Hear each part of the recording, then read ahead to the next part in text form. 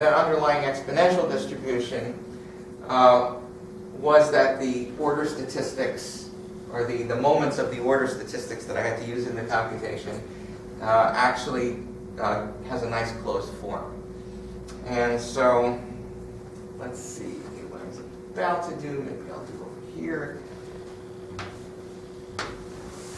So I'm hesitant to introduce yet another notation, but it's going to be kind of, it's a compact thing to help us write out, because I still haven't told you what these things have to be. So this is Grubbs and Weaver's notation, and it's something similar to this is standard in quality control theory. So d sub n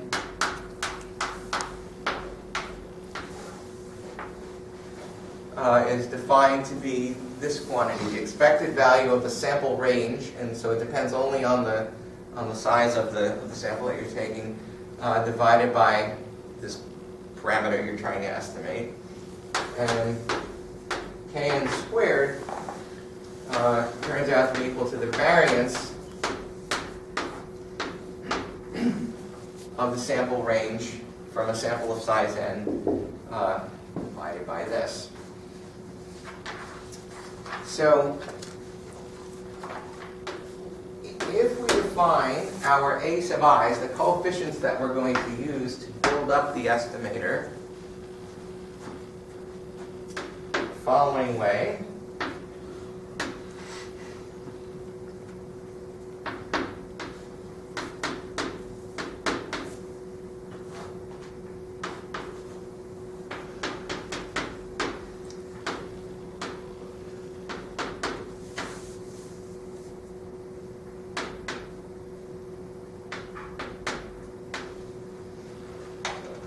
So big I should make this here.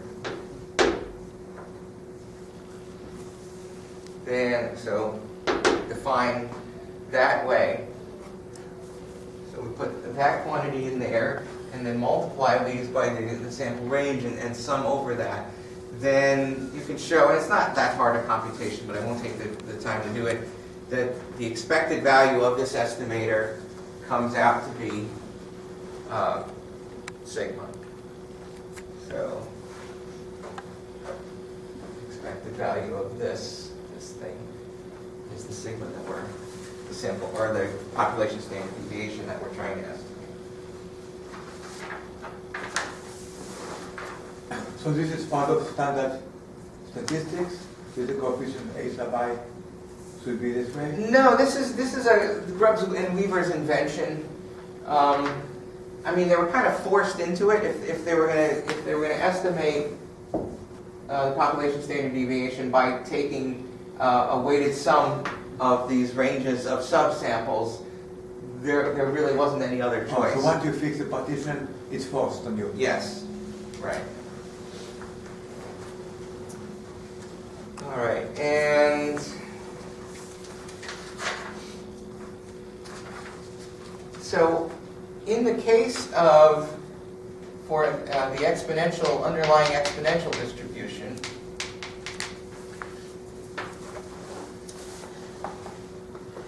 the d sub n is equal to h sub n over this, well, and this is just the same as sigma, where h sub n, or h sub k, say, is the kth harmonic number. So the sum of the reciprocals of the first k positive integers. And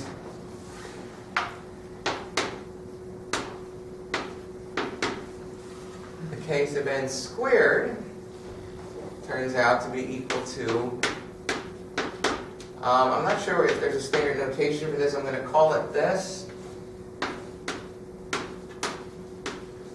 So this is some sort of, I guess, generalized harmonic number. It's the sum of the squares of the reciprocals of the first k positive integers. Okay. So So these are just sums of fractions. So these numbers are all very specific, and you see that when you have the dn squared over the kn squared, then the sigmas, the unknown parameters, are actually going to cancel out. So these are known quantities. So as far as the rule of fours, if n is a multiple of 4, then your partition, it turns out the optimal is you use all fours. If r is 1 or 2 what did I define r? R is the remainder when you divide n by 4. Okay, so if the remainder is 1 or 2, then you use 1 or 2 5s and the rest 4s. And if the remainder is 3, then you use 1 3 and the rest 4s. And the only exception to that is when n is very small. If n is 6, then you use 3 and 3. And if n is between 2 and 5, you don't partition at all. You just use the whole range. Does better than any other. Yes, question? So in the definition of AI, did you mean for either the DNI numerator be squared or the DNI denominator to not be squared? Or should one be to the one that is separate? Just so that the sigmas do cancel.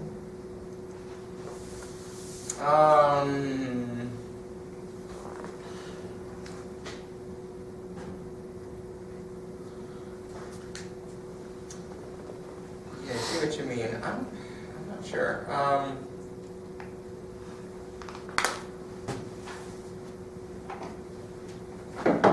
Let's see. I've got Grubbs and Weaver's original paper here. Yeah, I see what you mean about like in the bottom, the things definitely look like they cancel out, but here I just turned right to it. So we may immediately write the appropriate coefficients given by, and it looks like it's. It looks like they have a typo in it too, but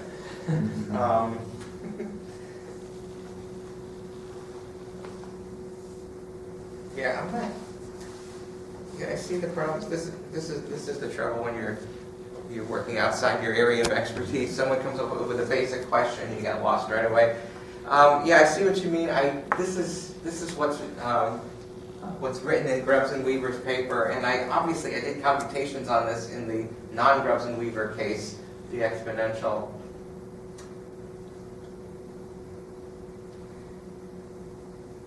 Yeah, because there's nothing in the R sub n and I that will cancel the sigma out.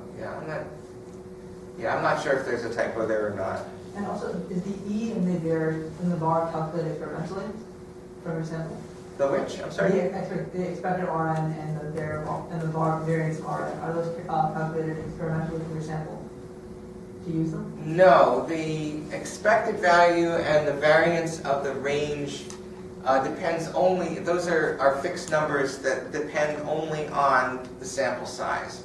And that also, that I do know, it comes from the basics of order statistics theory. So the range is the max minus the min, and so you can calculate expected value of the difference of two random variables, or expected value of this, and so on. And those are fixed numbers. Yeah. So in the Rn, so when the Dn equals the expectation of Rn, is that Rn like some fixed standard exponential distribution? Because like it seems like if you had different exponential distributions, then they should have different ranges. You're taking a sample from a single exponential distribution. So each one of these has the same PDF.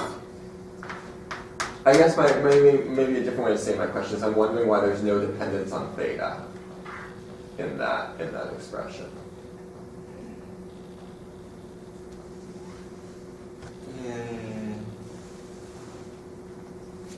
Maybe It's like estimated theta? I'm sorry, which one? That there's no dependence on theta? in all these formulas, in DN or in AI. So Oh, well, the dn and the kn by themselves depend on Yeah, they have on that theta. data. I mean, when you But the when you ratios calculate the expected value of Rn, why that doesn't depend on theta at all.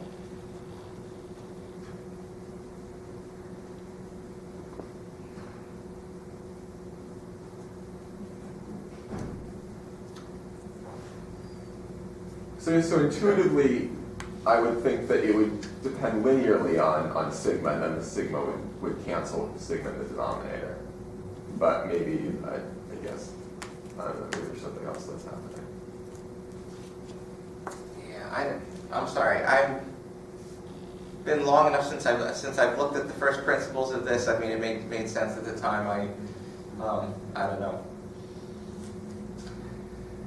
So let's see. We're running down to the last 8 minutes. So this is the official clock, right? Okay. So we move on, and how do we go ahead and, given that we have this number, and in particular we have the ratio of dn squared over kn squared does not depend on theta. That's just going to be the ratio of the square of the n minus first harmonic number and to this. So that at least clearly doesn't depend on sigma. So what we do is we reformulate as an integer linear program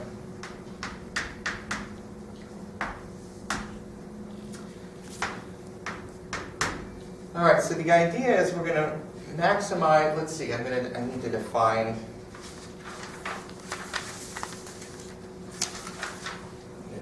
the Cn as dn squared over the kn squared, which is the ratio of the square of the n minus first harmonic number to the other generalized harmonic number.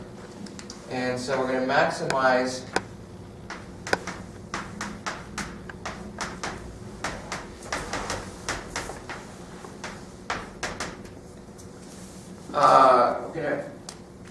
this subject to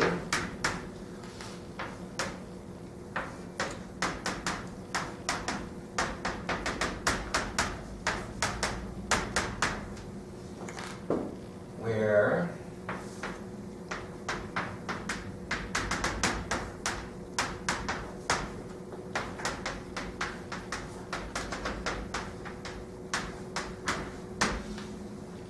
all right, so what are we doing here? So this is just, the f's represent the frequencies or the multiplicities in the partitions.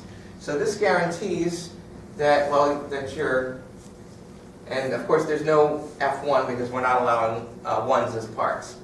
So this tells us that we have two f2s, three, or f3 threes, f2 twos, and so on. And so that we actually have a partition of n. And the fact that the f's are integers and their at least part is at least 0. So, all right, what does this do? This is what you need to maximize the denominator that appears in this is the denominator of the expression for the variance of your estimator. So remember, we're looking at estimators in this form where we've defined the AIs, and we want to look at the variance of this, and we want to find the one that's the smallest. Well, this expression is what appears in the denominator of that. We want to make that as big as possible to make the variance as small as possible. So in general, integer linear programs are difficult to solve, but this particular one has enough structure.